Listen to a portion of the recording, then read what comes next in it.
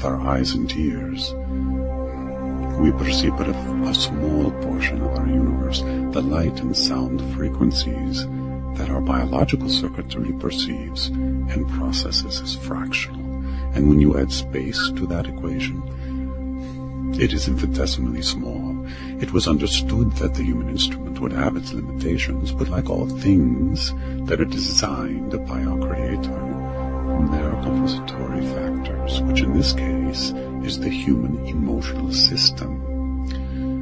Our emotions are what connect us to the broader universe and the energetics that radiate from First Source. When one lives a love-centered life, practicing the 6 art virtues to the best of their abilities, in the smallest nooks and crannies of their life, they unfold around themselves an antenna. This antenna is etheric. In other words, it exists in a state of energy that our eyes and ears do not detect, and is designed like a finely tuned instrument that both receives and transmits the radiations of the higher frequencies from First Source.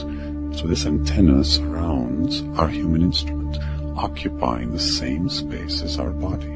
And yet, because it's composed of light frequencies of a high nature, it's not bound to the reality and limitations of a third dimension, like our physical body, for instance. When our hearts are relaxed, loving and understanding, appreciative, trusting, the etheric antenna becomes receptive, like a flower opening its petals to the sun. If our heart is anxious or troubled or angry or tumultuous, the same antenna, similar to the way a sensitive plant closes its petals at sunset, passes into disorder, and its fine-grained connection to the higher frequency radiations of First Source are cut off or diminished.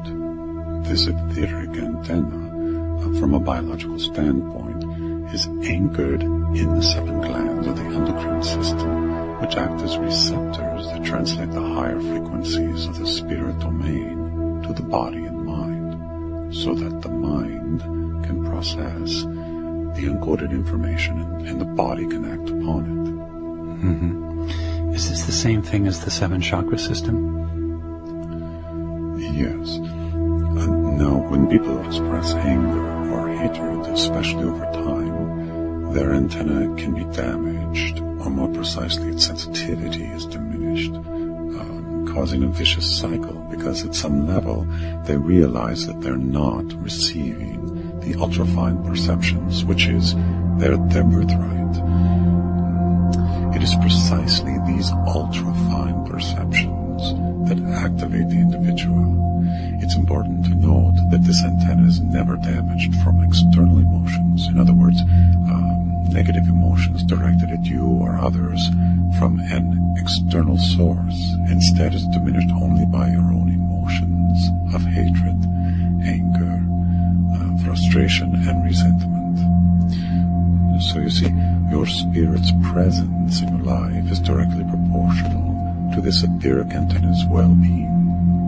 It's a very delicate, wondrous, even miraculous facet of the human instrument and its bond with spirit. And as this antenna is unfurled, awakened, activated, strengthened, utilized, and secured, it broadcasts the incoming frequencies of light and sound, or the higher frequency radiations of First Source to the energetic field around you, bringing you a more complete awareness of the multidimensional world in which you live. Now, this luminous field that surrounds you is not an island anymore. As I said, the islands are rising up as a continent of consciousness, and this continent is the collective entity I spoke of earlier.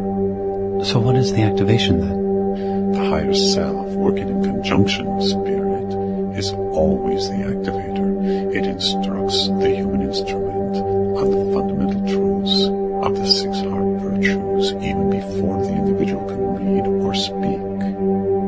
These are innate understandings.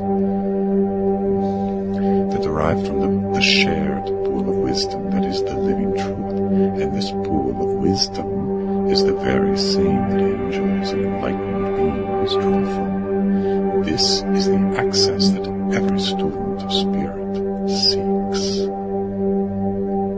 Once it is found, it becomes your own. Once it is found, you realize that the circuitry of the heavens, of the material galaxies, star systems, and right down to the planet and your own human instrument, they are all aligned in a coherent design that makes the access to the shared pool of wisdom possible. The only thing that you need to do is to activate the etheric antenna transmitter, which is another way of saying, listen to your heart, and then sustain and expand this activation by living a love-centered life. It almost sounds too simple. Yes, it is simple. There is no complexity here because it is natural. It is with the grain, where the friction of effort is removed from the task. And because of the incoming energetics of our time, the task is even simpler.